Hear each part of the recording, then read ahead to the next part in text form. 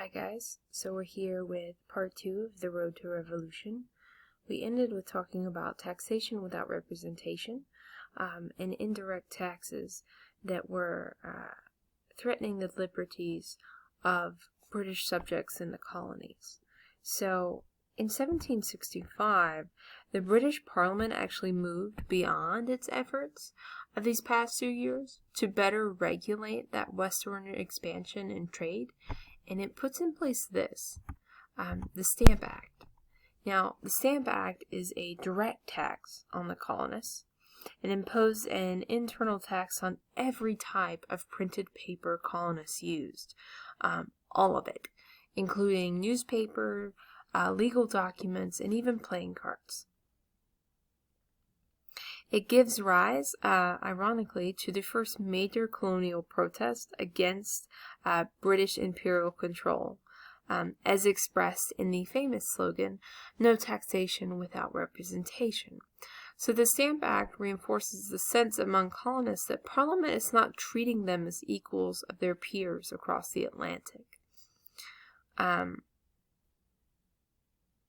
The passage of the Stamp Act also meant, starting November 1st, 1765, that the colonists would contribute at £60,000 a year, 17% of the total cost, to upkeep the 10,000 British soldiers in North America. So it triggers this first wave of protests in the colonies. There was a flood of pamphlets and speeches. There's street protests that recite the slogan. Protesters are calling themselves the Sons of Liberty. In Virginia, Patrick Henry convinces the Assembly to pass the Stamp Act resolutions, which assert that the colonists could not be taxed without first being consulted by the British government or represented in Parliament by their own elected members. Not mentioned in the slide, but worth mentioning, is Parliament also assessed in 1765 with the Quartering Act. It addressed the problem of housing those British soldiers that are stationed in the American colonies. It required that they be provided with barracks or places to stay in public houses, and that, in addition to the cost, the food and lodging also fell to the colonists.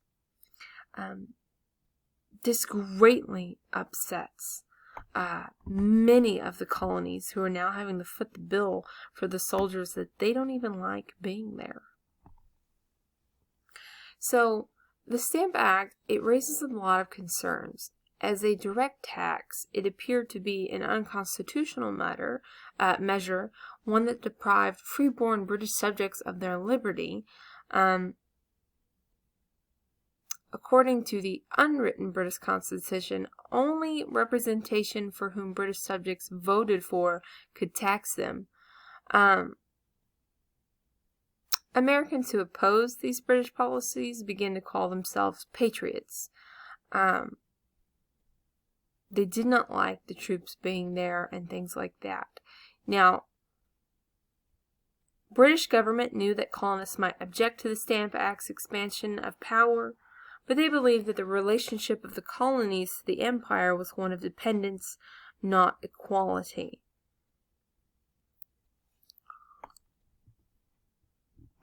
See, the colonists had never formed a united political front, so Grenville and Parliament didn't really fear a true revolt. Now, this changes in 65. In response to the Stamp Act, the Massachusetts Assembly sends letters to the other colonies asking them to attend a meeting to discuss the response to this act.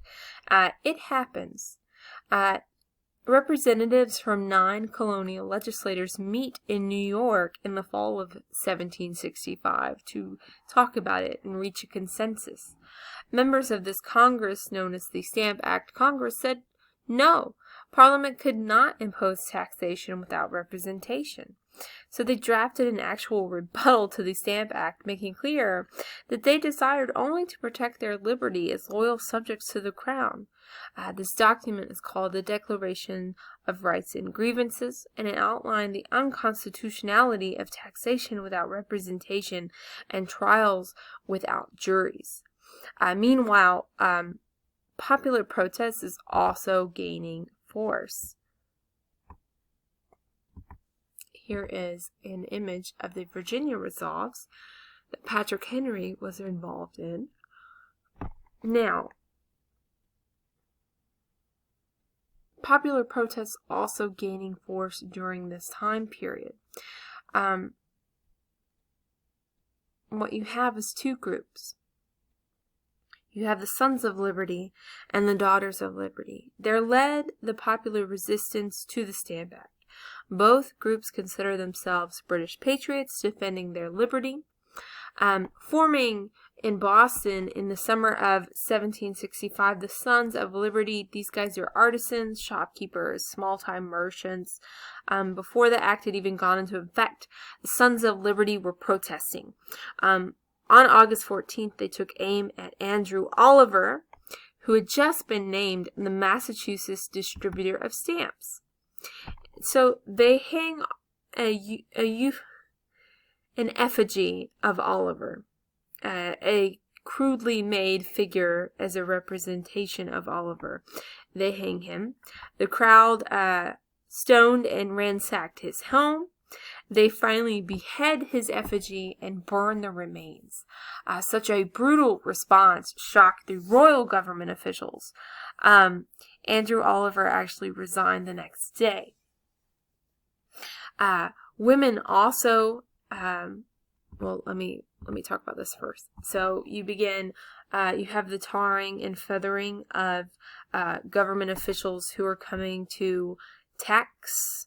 These are typically tax collectors who come along the docks to collect the taxes for the British Empire. So they begin tarring and feathering these gentlemen. No known person died from it, but it is very gruesome to think about. So, women are also playing a role in the resistance. They're calling themselves the Daughters of Liberty. They're making homespun clothing. They're promoting a boycott. So they're saying stop buying British clothes, stop drinking British tea. They use herbs and flowers. They make something called Liberty tea instead. The boycott actually works.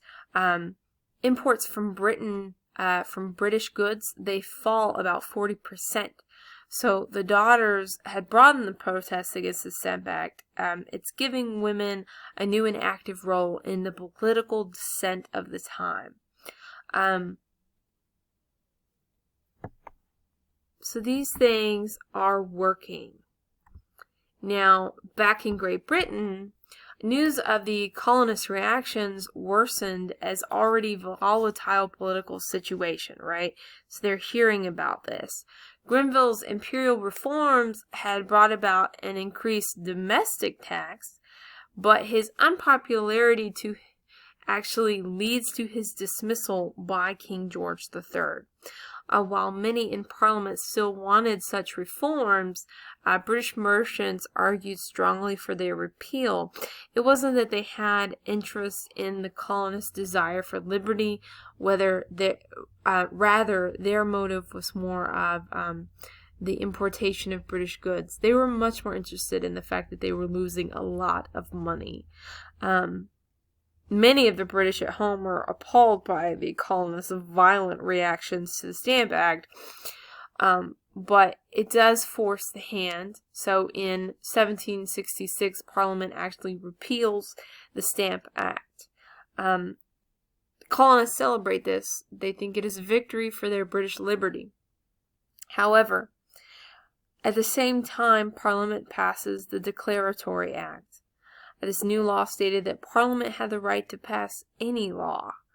It also stated that in no uncertain terms, that Parliament's power was supreme, and that any law that colonies may have passed to govern and tax themselves were null and void if they ran counter to parliamentary law. So, that is going to be the end of this Road to Revolution. Part 2. In the next ones we'll be talking about the Townsend Act and the Boston Massacre.